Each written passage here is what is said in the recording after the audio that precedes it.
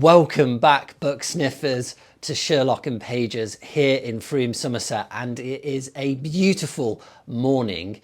I've been away for a little while. I was in France with my partner Agathe. We had a little holiday, which was well needed. And today I wanted to ask for your help. We've got a really exciting idea brewing. I think some of that was fueled by having time to reflect whilst we were away. So I wanted to run that by you and gain your thoughts in the comments and see if I can use a little bit of your hive mind. But before I dive into that, I do want to show you something we picked up in France. So I've been looking for a rug, a carpet for the shop for so long. Previously, we had a really dull grey one, which in truth was from IKEA. I think I probably picked it up when I was a student years and years and years ago.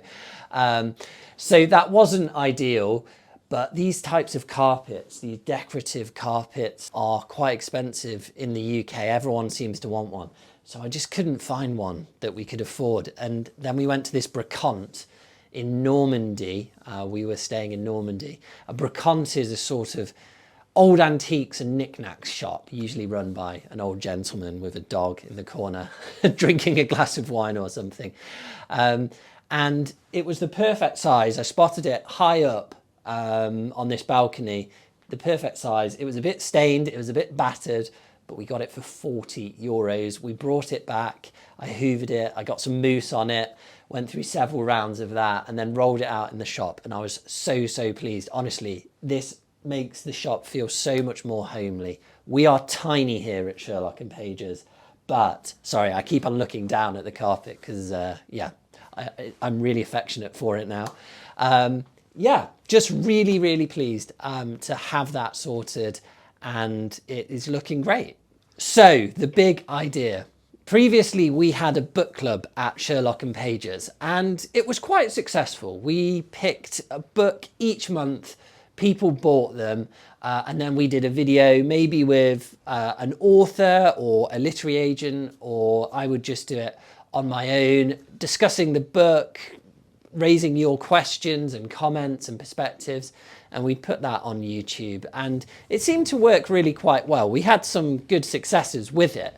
However, there were a number of problems, and I didn't feel like it was flowing as well as it could do. So we paused the book club whilst we thought about it, and we were going to relaunch it. So I wanted to see what your thoughts are on my idea before we go ahead. So I have an Instagram page called English Pilgrim, and I wrote a book, which you may have seen, called Forgotten Churches. Now, this is about exploring England's hidden treasures in our old historic church buildings, of which there are thousands and thousands, and they are extraordinary. There is so much rich heritage to be discovered within them. What I learned through launching this book was that people were really interested in my walks and what I called my mini pilgrimages to these churches. Often I would go to train stations across the country and then walk for miles and miles and miles to historic church buildings. And people were really captivated by this idea. It captured their imagination. So because of my English Pilgrim page, I thought, why don't we do the Pilgrims Book Club and centre it all about the things we are focused on here at Sherlock and Pages: nature, landscape, history, and heritage.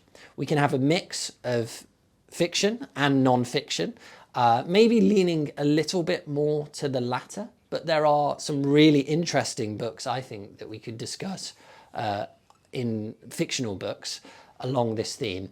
And what I thought was, each month I could do a pilgrimage to a location, and then I could discuss that on YouTube. And so I'll give you an example, right? I'm not saying this is what we will do exactly, but this is an example. This is a book called The Granite Kingdom by Tim Hannigan, and he walks across one of the most beautiful parts of England, Cornwall. Now, I haven't read this book yet. I've heard really great things, but I was thinking, wouldn't it be wonderful if in the month that we picked this as a book club pick, I went to Cornwall and did a walk as well. And I was reading this, and we then recorded a YouTube episode on location, reflecting on Cornwall, Cornwall's history and the book, and you had some way of feeding in your comments into the discussion. I think that could be really, really powerful. Sorry, there's just loads of delivery trucks outside, so I thought I'd stop recording. Usually it's pretty quiet out there, but it's quite early in the morning now. Another book that I was thinking we could pick was The Lost Paths by Jack Cornish, which has just come out in paperback. And this discusses all of the history of our ancient footpaths here in Britain, and is a really lovely read. And wouldn't it be great if we could reflect on that whilst I go on a pilgrimage and show you some of the landscapes being discussed? But I don't just want to limit this to the UK alone. I thought that I could go on regular pilgrimages and have those reflections, those moments to read whilst away from the shop a little bit, but maybe discussing books that are set far away from here in the UK. For example, this book, Wild by Cheryl Strayed, I know to be wildly popular. And this is all about, so let me get this right, this is about a walk when Cheryl Strayed was 26. It's not the in the Appalachians, it's a walk 1,100 miles of the west coast of America, and she did it alone.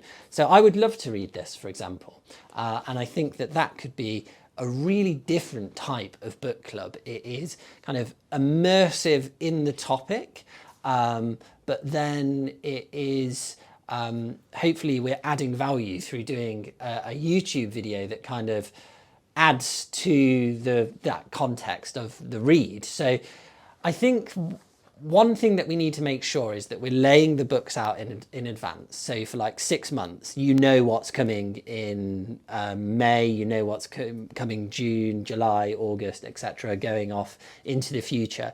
And you can do a number of things. You could either pick toward a bundle of, say, 6 books, and you know that those 6 books are going to be interesting to you. There will be a YouTube video. I think we also need to make some way of having like a group discussion. And maybe there's a live element of this. Maybe we could do an Instagram live as well once a month, where we could all get together and you could add your comments.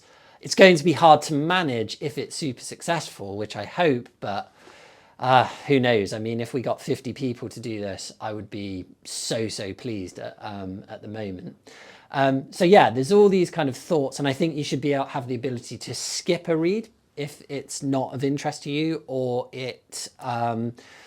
you've read it already, or you've got a copy waiting to read. So there's all these things that I'm trying to think about, and I would love to hear your thoughts. I know that I've only mentioned kind of non-fiction books so far, but I was also thinking we could have, say, fictional reads where I could do a pilgrimage to that site, particularly on topics that we're interested in here at Sherlock Pages, so landscape, history, a lot of historical fiction. I've got an example for you. So say Hamnet by Maggie O'Farrell. I found this such a deeply moving novel, really great bit of historical fiction, imaginative, profound, and really centres you in Shakespearean England. So I was thinking, if I went to Stratford upon Avon, or ended at Stratford upon Avon on a pilgrimage walk or something, this could be a book. And these are all just examples, ideas of mine. I thought there could also be slim books that are reflections on the power of walking, the power of nature, things like this. So it could be a really quite diverse pilgrim book club. So interested to hear your thoughts. I think I'm going to keep this as a small little episode and update today because I don't have much time.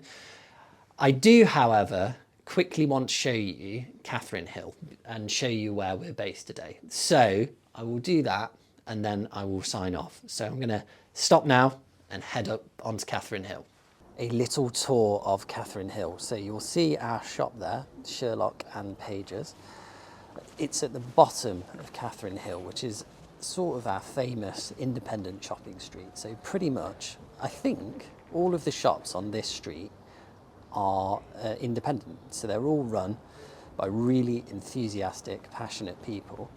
our shop there was a hair salon previously, and opposite it, which will appear behind me now, is Little Walcott, which is a wonderful restaurant and bar. They have a really good happy hour on Thursdays, which we enjoy, sometimes too much, so I try and avoid it actually. There is Seed next door, which is a gallery, and they also sell all sorts of beautiful gift items. Bramble and Wild, wonderful florist there. Really, really beautiful actually, Bramble and Wild. The sun is just pouring onto it. I will show you that. Hold on. Bramble and Wild. I always like this little poem here. Probably won't be able to see it because it'll be in reverse, but it says, "Love is metaphysical gravity," which is quite funny. Some people remark on that when they come to the shop and they find it amusing. I'm just 2 into the light there.